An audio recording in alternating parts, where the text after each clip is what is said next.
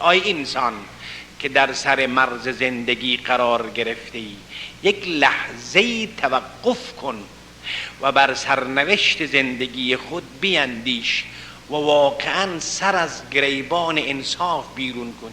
یک مقدار به خود آی، به خود برگرد. مشکلی که انسان دارد در جهان ما هم اینه که همه چیز را درباره‌اش کار میکند و درباره همه چیز تلاش داره. اون چی که در زندگی او لگدمال شده و به دست فراموشی سپرده شده است خودش هست، خود را فراموش کرده است. یعنی اتقوا، به خود آی، یک مقدار برگرد، به خود برگرد، ببین چی هستی و چه میکنی. با این عملی که تو میخواهی انجام بدیم چگونه ضربتی بر حیثیت خودت و بر انسان بودن خودت و بر روال دینی و مذهبی خود میزنی. صبر کن، با عجله نباش، یک مقداری صبر کن. نوع انسان ها به این مرض مبتلا هستند. اون چی که در دنیای امروز مطرح نمی شود، همه گونه مسائل در دنیای امروز مطرحه و مورد بازرسی است. تنها چیزی ظریف و گرانبهایی که در دنیای امروز به دست فراموشی سپرده شده، از بزرگترین قدرتمند تا عادیترین انسان آلوده به گناه، خود انسانه. انسان امروز به دست فراموشی سپرده شده. انسانیت توپ فوتبال هوسبازی شده. ارزش انسانی بازیچه دست هوسبازان شده. اتقوا ای انسان، به این سرعت نرو به سوی بدبختی. ای انسان که در هر رتبه‌ای که هستی، قدرتمند سیاسی هستی، دانشمند مذهبی هستی، کاسب و تاجر هستی، محصل و تحصیل کرده هستی، یک مقداری ضوابط و آیین نامه انسانی را رعایت کن.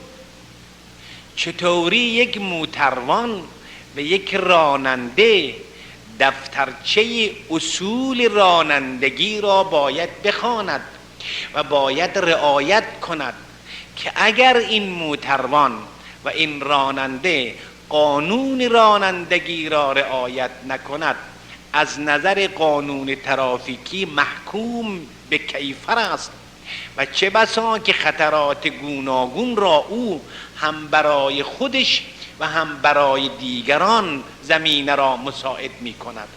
آی آدمی زاد، قانون نامه انسانی را رعایت کن، آیین نامه بشری را در نظر داشته باش.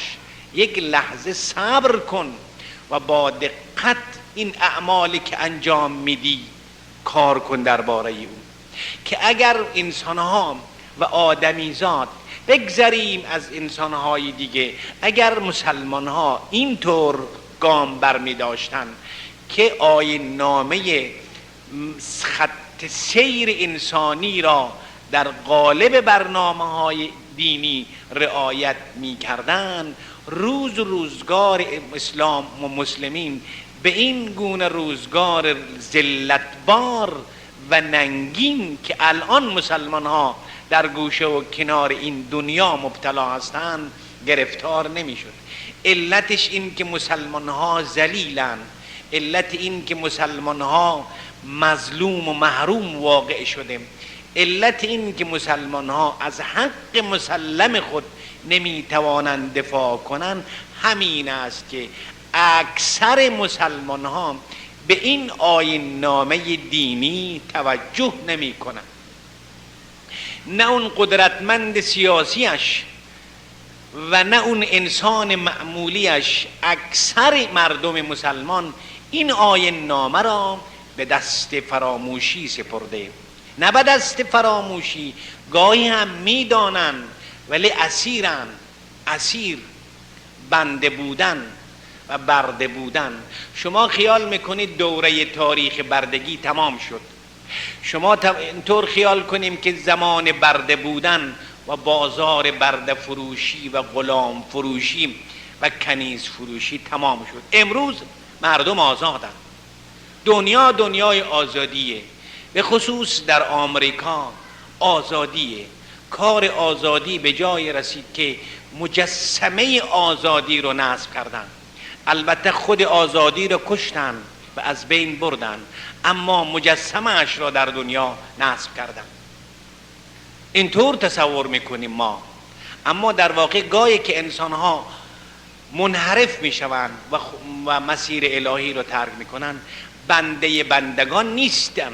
آزاد درستیم ولی بنده نفس، اسیر هوا و هوس، اسیر شهرت، عاشق رسیدن به مقام، گرفتار اسیر. میداند این راه چیه، این جا چیه، اما مگر به او اجازه میدهد که از این آزادی معنویش استفاده کند؟